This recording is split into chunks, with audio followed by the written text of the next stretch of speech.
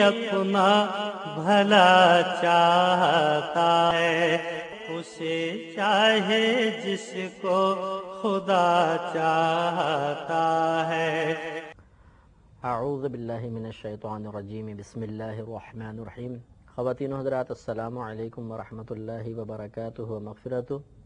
Programme शरअ के साथ एक मरतबा फिर आपकी खिदमत में हाज़िरी का शरफ़ हासिल है। पिछले प्रोग्राम में ज़कात की अदायगी से मुताल्लिक़ चंद मसाइल आपकी खिदमत में अर्ज़ किए थे और इसी सिलसिले को इंशाअल्लाह हम आगे बढ़ाएंगे। आखिरी मसला ये अर्ज़ किया था कि बिलफ़र्ज़ अगर हमने किसी को कर्ज़ा दिया है और अब वो शख्स कर्ज़ की अदायगी पर बिल्कुल कुदरत नहीं रखता, तो क्या हम उसके पास मौजूदा कर्ज़ा ज़कात की नीयत से मुआफ़ कर सकते हैं और इस तरह हमारी ज़कात अदा हो जाएगी या नहीं। तो आपकी खिदमत में मसला अर्ज़ किया था कि चूँकि हमने उसको अदा करते वक्त नीयत नहीं की थी, लिहाजा अब ज़कात अदा नहीं होगी।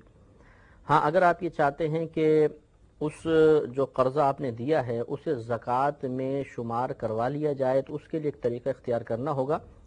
वो तरीक़ा ये होगा कि आप उस शख्स को मसलन आपकी ज़कात बनती है, जो आपने कर्ज़ा दिया है मिसाल के तौर पे 1 लाख रुपए है और ज़कात भी बिलफ़र्ज़ 1 लाख रुपए बनती है, तो आप उसे ये 1 लाख रुपए ज़कात की नीयत से दें कि मैं आपको ज़कात देता हूँ। वो शख्स उसको वसूल कर लेगा तो ये ज़कात अदा हो जाएगी।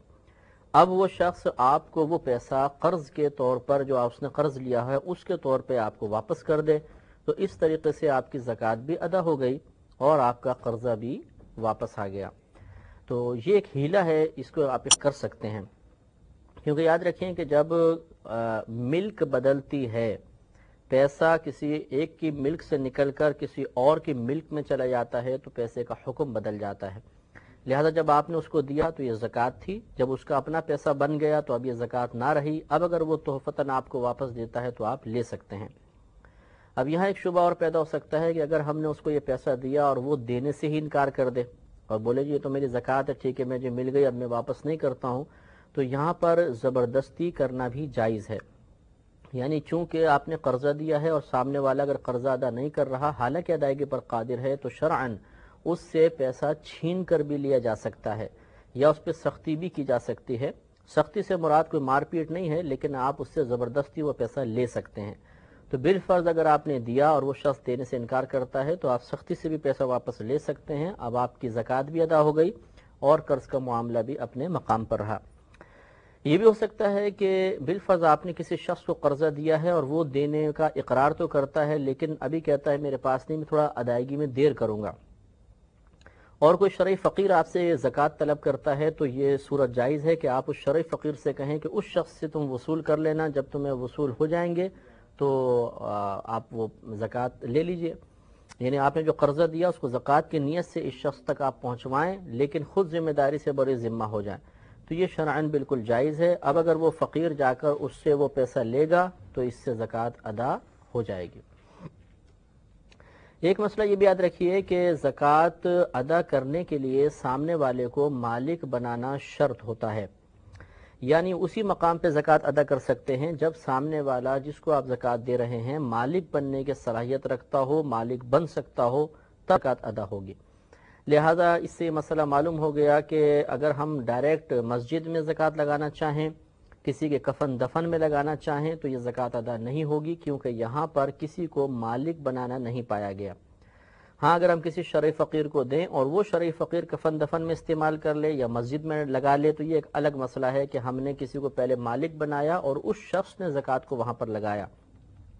लेकिन बरह रास्त ऐसे मकाम पर खर्च करना जहाँ पर कोई मालिक बनने की सलाहियत ना रखता हो, उस मकाम पर ज़कात अदा नहीं होगी, ये ज़रूर जहन में रखें। एक मसला ये भी याद रखिए कि ज़कात जब आप अदा करें तो ये ज़रूरी नहीं है कि उसको ज़कात कहकर ही दें, बल्कि दिल में नीयत ज़कात मौजूद होनी चाहिए, चाहे आप ज़बान से कोई और लफ्ज़ अदा करें।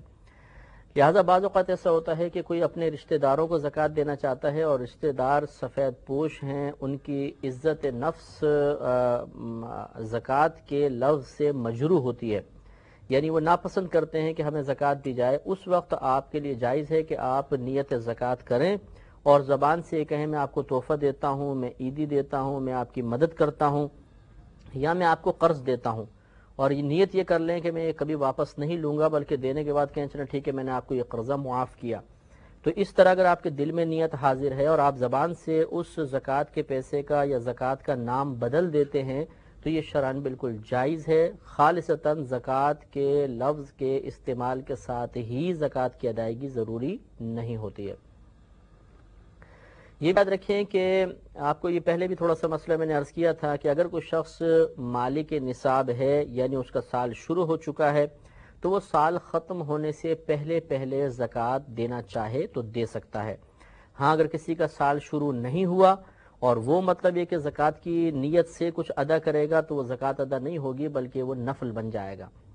لیکن یہاں پر ایک مزید مسئلہ یاد رکھیے کہ ایک شخص کا سال شروع ہو گیا تھا، وہ درمیانے سال میں زکوٰۃ کی نیت سے پیسہ ادا کرتا رہا، لیکن اس سے پہلے کہ سال مکمل ہوتا اس کا تمام مال ہلاک ہو گیا. تو ایسی صورت میں چونکہ سال تمام نہ ہو پایا تھا، یعنی اس مال کی موجودگی کے ساتھ سال کا اختتام نہیں ہوا ہے، لہٰذا اب جو کچھ پہلے دیا ہوگا وہ سب کا سب نفل بن جائے گا. تو یہ ضروری ہے کہ جب درمیانے سال میں انسان زکوٰۃ ادا کرے تو سال کے اختتام پر بھی وہ مالک نصاب ہونا چاہیے. اگر سال کے اختتام پر مالک نصاب نہیں رہا یا کل مال ہلاک ہو گیا تو ایسی صورت میں جو کچھ درمیانے سال میں دیا تھا وہ زکوٰۃ میں شمار نہیں ہوگا. ایک مسئلہ یہ بھی یاد رکھیں کہ جیسے بھی میں نے عرض کیا کہ اگر کسی کا سال شروع نہیں ہوا اور وہ زکوٰۃ ادا کرتا رہا تو اس کی زکوٰۃ ادا نہیں ہوگی، کیونکہ اس پہ بھی زکوٰۃ شروع ہی نہیں ہوئی تھی. اب مثلا ایسے ہوا تھوڑا سا اس نے دیا اور پھر اس کا پاس مال آ گیا اور سال شروع ہو گیا، تو بہرحال اگر اسی سال کے درمیان میں مال آنے کی وجہ سے سال شروع ہو جائے لیکن جو کچھ پہلے دیا چونکہ مالک نصاب ہونے سے پہلے دیا تھا لہذا زکوٰۃ ادا نہیں ہوگی. تو یہاں تک تو زکوٰۃ کی ادائیگی سے متعلقہ مسائل تھے. اب میں آپ کی خدمت میں مصارف زکوٰۃ عرض کرتا ہوں، یعنی وہ مقامات جہاں پر خاص قرآن نے اور حدیث نے مال خرچ کرنے کی تلقین فرمائی ہے یا مال خرچ کرنے کا مقام بتایا ہے. سورہ توبہ میں آیت نمبر 60 ہے. اللہ تبارک و تعالی ارشاد فرماتا ہے کہ انما الصدقات للفقراء والمساکین والعاملین علیہا والمؤلفۃ قلوبہم وفی الرقاب والغارمین وفی سبیل اللہ. یہ 8 مقام اللہ تبارک و تعالی نے ارشاد فرمائے، جن میں سے پہلا ہے فقراء، دوسرا مساکین، تیسرے عاملین، چوتھے تالیف قلوب کے لیے، پھر اس کے بعد غارمین ہیں یا قرض خواہ ہیں، پھر رقاب کی باری آتی ہے کہ جو غلام وغیرہ آزاد کرنے کے لیے، پھر اس کے علاوہ راستے کے مسافر اور فی سبیل اللہ یعنی اللہ تعالیٰ کے راستے میں. تو یہ 8 مصارف زکوٰۃ بیان کی ہیں. ان میں سے ایک جو مصرف زکوٰۃ ہے یعنی تالیف قلوب کے لیے، اس کا مطلب یہ ہوتا تھا کہ پہلے زمانے میں کفار کو زکوٰۃ کے مال کا لالچ دے کر اسلام کی طرف مائل کیا جاتا تھا تاکہ اسلام کو تقویت ملے. وہ لوگ اس پیسے کے لالچ میں اسلام قبول کر لیا کرتے تھے اور پھر جب اسلام کی حقانیت، اسلام کی تعلیمات ان کے سامنے واضح ہو جاتی تھی تو وہ اس پر توبہ کر لیا کرتے تھے، یعنی اس ارادے پر توبہ کرتے تھے اور خالصتاً مکمل مسلمان ہو جایا کرتے تھے. پھر جب دور آگے بڑھا اور اسلام کو اللہ تبارک و تعالی نے عزت عطا فرمائی تو صحابہ کرام کے اتفاق سے ایسے کفار کو زکوٰۃ دینا ممنوع کر دیا گیا. تو 7 مصارف زکوٰۃ اب بھی موجود ہیں. ان میں سے پہلا فقیر، پہلے ان کی تعریفات آپ جان لیں. فقیر سے مراد وہی شرعی فقیر ہے جس کی تعریف ابھی میں نے آپ کی خدمت عرض کی تھی کہ جس کے پاس 52.5 تولہ چاندی نہ ہو، 7.5 تولہ سونا نہ ہو، اتنا مالیت کا تجارت کا مال نہ ہو جو 52.5 تولہ چاندی کے برابر ہو سکتا ہو، نہ اتنا کیش پیسہ ہو جس سے آپ 52.5 تولہ چاندی خرید سکتے ہوں، نہ ضروریات زندگی سے زیادہ اتنا سامان ہمارے پاس ہو. اور اگر یہ چیزیں ہوں تو پھر اتنا قرضہ اس شخص کے اوپر ہونا چاہیے کہ اس قرضے کی ادائیگی کے بعد مقدار نصاب باقی نہ بچے. یہ ہے شرعی فقیر، اس کو دینا بالکل جائز ہے. دوسرا مسکین ہوتا ہے. مسکین اس شخص کو کہتے ہیں جس کے پاس اگلے وقت کا کھانا بھی موجود نہ ہو اور وہ لوگوں سے اپنی حاجات کے لیے سوال کرنے کا محتاج ہو. تیسرے عاملین یہ پہلے زمانے میں ہوا کرتے تھے کہ جو خلیفہ وغیرہ ہوا کرتے تھے یہ زکوٰۃ وصول کرنے کے لیے ایک شخص مقرر کرتے تھے جس کو عامل زکوٰۃ کہا جاتا تھا. تو یہ اجازت ہوتی تھی کہ وہ خلیفہ اس زکوٰۃ کے مال میں سے اس عامل کو تنخواہ دے دے. تو یہ عاملین بیان ہوئے. آج کل کے دور میں وہ سسٹم اب نہیں رہا ہے. اس کے علاوہ غلام آزاد کرنے میں بھی زکوٰۃ کا مال استعمال کرنا جائز تھا، لیکن چونکہ اب غلام نہیں رہے تو یہ مصرف بھی ہمارے لیے اب مطلب اس مقام پہ ہم زکوٰۃ خرچ نہیں کر سکتے ہیں. اس کے علاوہ قرض خواہ، قرض دار، مثلا جس کے پاس قرض، جس کے اوپر قرضہ بہت زیادہ ہو گیا، تو اگر وہ واقعی شرعی فقیر ہے، بہت زیادہ اس پہ قرضہ ہو گیا ہے، تو اس کا قرضہ اتارنے کے لیے ہمیں زکوٰۃ دینا بالکل جائز ہے. تو اس کے لیے وہی تملیک شرط ہے، مالک بنانا شرط ہے، لہٰذا اس کو آپ مالک بنا دیں کہ یہ میں زکوٰۃ ادا کر رہا ہوں، اس سے آپ اپنا قرض ادا کر لیں. وہ زکوٰۃ قرضہ ادا کر دے گا تو آپ کی زکوٰۃ ادا ہو جائے گی. وصول کر لے بس تو آپ کی زکوٰۃ ادا ہو گئی. اب وہ بطور قرض دینا چاہے تو دے سکتا ہے، کیونکہ قرض ادا کرنے کی نیت سے، کسی کا قرض ادا کرنے کی نیت سے زکوٰۃ دینا بالکل جائز ہوتا ہے. اس کے علاوہ مسافر وہ شخص مثال کے طور پر وہ کسی دوسرے شہر میں گیا اور وہاں پر جا کے اس کا مال اپنا ہلاک ہو گیا، جیب وغیرہ کٹ گئی اور اس کے پاس پیسہ نہ رہا. اب یہ شخص اگرچہ اپنے شہر میں چاہے کتنا ہی مالدار کیوں نہ ہو، لیکن اس مقام پر یہ فقیر ہے، شرعی فقیر بن چکا ہے، لہٰذا بقدر ضرورت زکوٰۃ لے سکتا ہے. لیکن اس کے لیے بھی افضل اور اولا یہی ہوتا ہے کہ یہ کسی سے قرضہ لے کے گزارا کرے اور بعد میں وہ پیسہ دے دے، اور بالفرض اگر یہ زکوٰۃ کا پیسہ بھی لیتا ہے تو شرعاً ہے جائز. اس کے علاوہ اللہ تعالیٰ کے راستے میں خرچ کرنا، اس میں بڑی وسعت ہے. آپ ہر مقام پہ اس مقام پہ خرچ کر سکتے ہیں جہاں پر ثواب کی امید ہو، لیکن اس شرط کے ساتھ کہ سامنے والے کو مالک بنانا بھی پایا جائے. لہذا مثال کے طور پہ اگر کوئی شخص حج پر جانا چاہتا ہے اور اس کے پاس اتنے پیسے نہیں کہ وہ حج پر چلا جائے، تو اگرچہ اس کے لیے سوال کرنا تو حرام ہے، یعنی حج کرنے کے لیے کسی سے مانگنا جائز نہیں ہوتا ہے، لیکن اگر آپ اس کو حج کروانا چاہیں اور زکوٰۃ کے پیسے سے کروانا چاہیں تو آپ کروا سکتے ہیں. اسی طرح اگر کوئی طالب علم ہے، چاہے وہ کمانے پر ہی قادر کیوں نہ ہو، لیکن وہ دینی تعلیم وغیرہ حاصل کر رہا ہے اور اس کے پاس پیسے نہیں ہیں، تو آپ اسے زکوٰۃ کے پیسے ادا کر سکتے ہیں. اسی طرح پہلے زمانے میں سامان جہاد میں زکوٰۃ کا پیسہ استعمال کیا جاتا تھا. آج کے دور میں بھی اگر آپ نے مثلاً کسی جگہ پر کوئی لائبریری وغیرہ بن رہی ہے اور اس میں دینی کتب وغیرہ ہوں گی، لوگ استفادہ کریں گے، تو وہاں پر بھی آپ کسی شرعی فقیر کو زکوٰۃ کا پیسہ دے کر اس لائبریری میں آپ لگوا سکتے ہیں، یہ جائز ہے. لیکن وہی بات ہے کہ پہلے کسی کو مالک بنانا شرط ہے. اسی وجہ سے یہ یاد رکھیے کہ جیسے مدارس وغیرہ میں زکوٰۃ دیتے ہیں، یہ بھی دینا بالکل جائز ہوتا ہے. یا بسا اوقات ہاسپٹلز وغیرہ ہوتے ہیں بڑے، اور ان میں زکوٰۃ دی جاتی ہے اور باقاعدہ مطلب وصول کرتے ہیں کہ بھئی اس ہاسپٹل کے لیے زکوٰۃ دے دیں، اس ہاسپٹل کے لیے زکوٰۃ دے دیں. تو وہاں پر آپ کو یہ کہنا ہوگا، پہلی بات تو یہ کہ آپ یہ کہہ کر دیں کہ یہ زکوٰۃ ہے. دوسرا یہ کہ وہ مدرسے والے جو بھی محتمم صاحب ہیں، منتظم ہیں یا ہاسپٹل چلانے والے ہیں، وہ اس پیسے کو ڈائریکٹ ہاسپٹل میں یا مدرسے میں نہیں لگا سکتے جب تک کہ کسی شرعی فقیر کو اس کا مالک نہ بنائیں. لہٰذا یہ ضروری ہے کہ وہ پہلے کسی شرعی فقیر کو دے دیں اور پھر وہ شرعی فقیر مدرسے میں دے دے، محتمم صاحب کو دے دے، یا مطلب ہاسپٹل وغیرہ کے اندر وہ لگا سکتا ہے. لیکن اس سے پہلے ڈائریکٹ اگر آپ نے بغیر کہے زکوٰۃ دے دی اور وہ ہاسپٹل میں لگا دی، ڈائریکٹ لگا دی گئی، کسی کو مالک نہیں بنایا گیا، تو بہرحال ہماری زکوٰۃ ادا نہیں ہوگی. تو یہ چند مطلب چیزیں ہیں، مصارف ہیں، ان کو ہمیں خوب اپنے ذہن میں رکھنا چاہیے. اور یاد رکھیں کہ نبی کریم صلی اللہ علیہ وسلم نے آیا کہ اللہ تبارک و تعالی نے مصارف زکوٰۃ خود بیان فرمائے، یہ کسی نبی کے حکم پر موقوف نہیں رکھے گئے. یعنی اللہ تعالیٰ نے خود بیان فرما دیا، تو ان 7 مقام پر ہم زکوٰۃ دے سکتے ہیں. اور یہ بھی یاد رکھیں کہ ان میں سے ہر ایک کو دے سکتے ہیں یا کسی ایک کو دینا چاہیں تب بھی دے سکتے ہیں. یعنی ایسا نہیں کہ ہم یہ 7 اقسام جو ہیں ان کو تلاش کریں اور سب کو تھوڑا تھوڑا دیں، بلکہ ہم ایک ہی شخص کو، یعنی وہ فقیر ہو یا مسکین ہو، اسے اپنی کل زکوٰۃ دے سکتے ہیں. یہ بھی یاد رکھیے کہ جس شخص کو ہم زکوٰۃ دے رہے ہیں اس کے بارے میں چند مسائل ہمیں تھوڑے سے ذہن میں رکھنے ہوں گے، اور یہ میں چند اصول کی شکل میں آپ کو عرض کرتا ہوں. کہ ایک تو یہ کہ وہ ہماری اصل میں سے نہ ہو. اصل کا مطلب یہ کہ جس کی نسل میں سے ہم ہیں، مثلا باپ، دادا دادی، نانا نانی، ان کو زکوٰۃ نہیں دے سکتے، ان کے علاوہ کو دیں گے.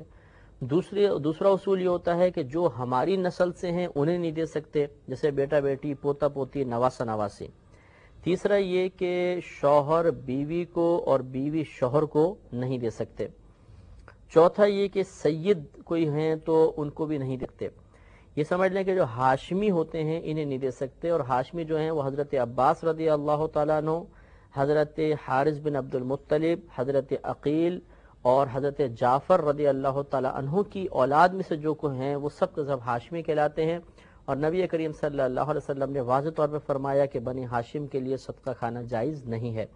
لہذا اگر ہمارے رشتہ داروں میں ماں باپ، دادا دادی، نانا نانی کے علاوہ، بیوی کے علاوہ، اپنی اولاد، پوتا پوتی، نواسا نواسی کے علاوہ کوئی ہے اور وہ شرعی فقیر ہے اور سید نہیں ہے تو اس کو زکوٰۃ دینا بالکل جائز ہے۔ مثال کے طور پہ بھائی بہن ہیں، ممانی ہیں، چچا ہیں، پھپھا ہیں، تایا ہیں، ان کو زکوٰۃ دینا جائز ہوتا ہے۔ یہ اصول اگر آپ ذہن میں رکھیں گے تو انشاءاللہ کبھی بھی غلطی نہیں ہوگی۔ ایک مسئلہ یہ بھی یاد رکھیے کہ بالفرض ہم کسی کو زکوٰۃ دے رہے ہیں، اب ہمیں یہ معلوم نہیں، کنفرم 100% نہیں معلوم کہ یہ واقعی شرعی فقیر ہے یا نہیں، اس کے گھر میں کتنا مال ہے، یہ مالک نصاب ہے یا نہیں ہے، ظاہری حلیہ اس کا غریبوں والا نظر آ رہا ہے، تو یہاں پر یاد رکھیں کہ ہمیں تحقیق کرنے کا مکلف نہیں بنایا گیا۔ یعنی اب ہم پر لازم نہیں کہ اس شخص سے پوچھیں کہ تمہارے گھر میں کیا کیا ہے، تم کس طرح گزارا کرتے ہو، وغیرہ وغیرہ، بلکہ یہاں پر تحری کا حکم ہے۔ تحری معنی ہوتا ہے سوچ بچار کرنا، غور و تفکر کرنا۔ تو ہم غور و تفکر کریں گے اور اپنے دل سے سوال کریں گے کہ کیا یہ واقعی شرع فقیر ہو سکتا ہے یا نہیں۔ اگر دل اس بات کی گواہی دے کہ ہاں یہ غریب لگتا ہے اور واقعی سے گھر میں کچھ نہیں ہوگا تو پھر ہم اسے زکوٰۃ ادا کر سکتے ہیں۔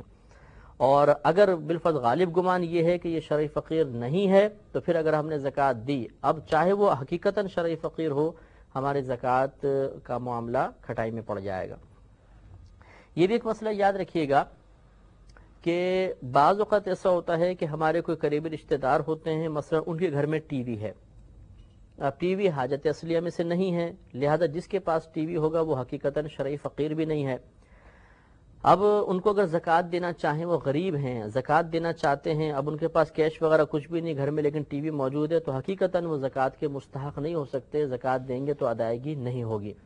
لیکن چونکہ وہ بہت زیادہ بیچارے غریب ہیں اور ہم ان کی مدد بھی کرنا چاہتے ہیں، تو اس کا طریقہ یہ ہوتا ہے کہ ہم شرعی ہیلہ اختیار کریں۔ شرعی ہیلے کا مطلب یہ ہوتا ہے کہ ہم پہلے کسی شرعی فقیر کو پیسہ دے دیں اور وہ شرعی فقیر اس رشتہ دار تک پہنچا دے۔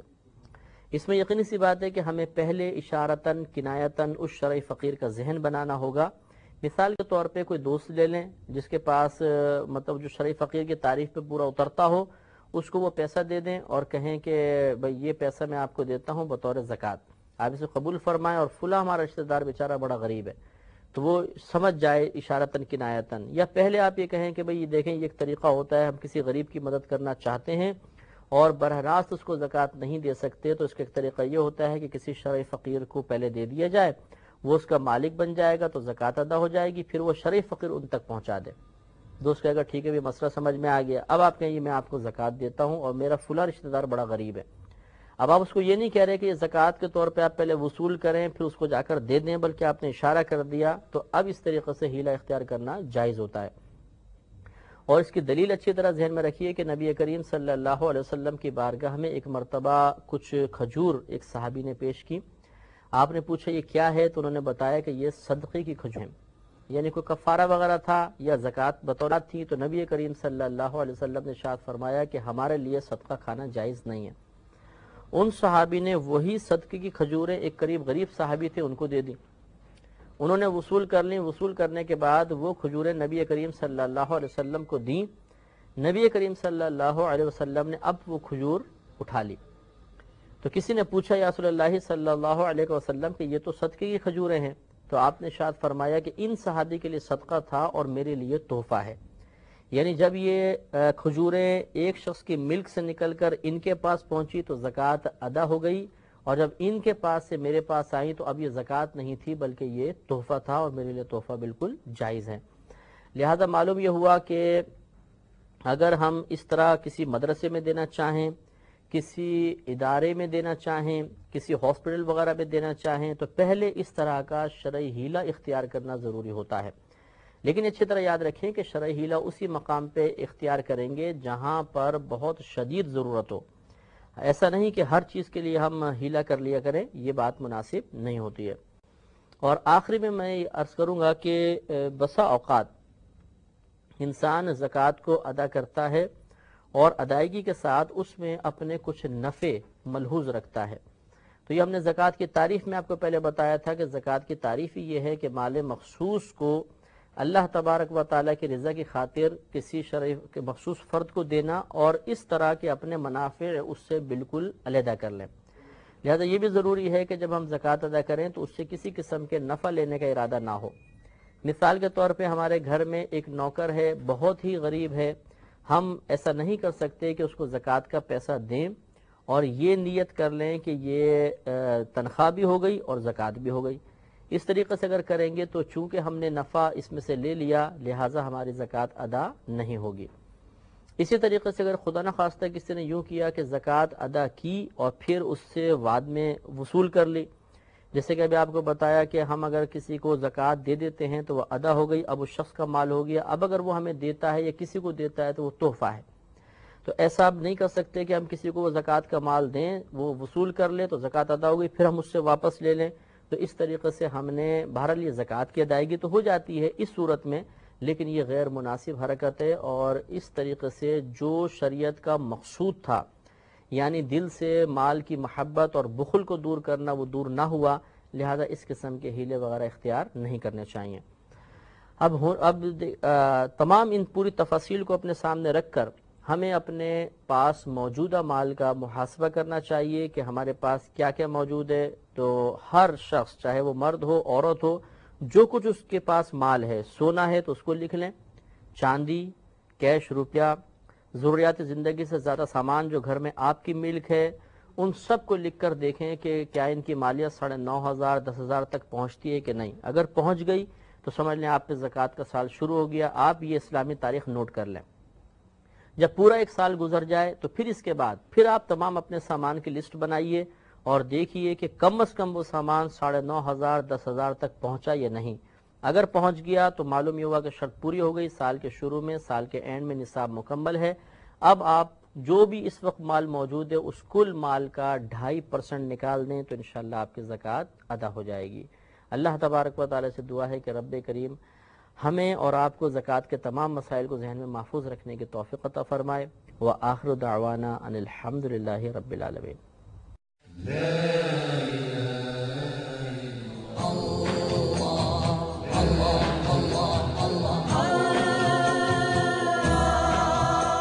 اپنا بھلا